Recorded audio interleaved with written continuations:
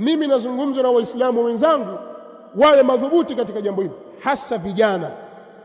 Tusitekwe na fikra za watu wasiokuwa katika sisi, kwa sababu sisi tuna muongozo kutoka kwa mtume wetu Muhammad sallallahu alayhi wa alihi wasallam.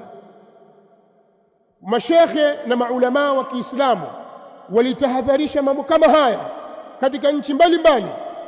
Ukiangalia kule Algeria, katika hii Afrika, ukiangalia Algeria na watu walipojazana maneno kwamba maisha yamekuwa magumu, tusikubali, lazima huyu atoke, watu wakafanya migomo, wakafanya na maandamano, wakaingia kwenye vita.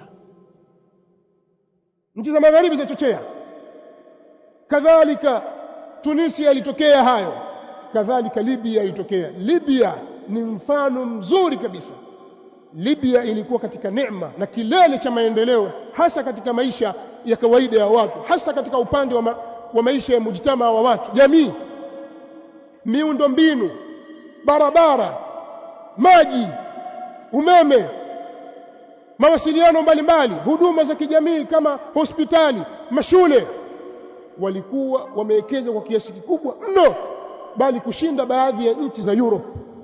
Libya, nchi za magharibi walipowaona waislamu wamestawi katika nchi yao, wako imara katika nchi, wanapata neema, wakawatia chokochoko kwamba msikubali, hamna uhuru wa kusema, hakuna uhuru wa vyombo vya habari, demokrasia hakuna.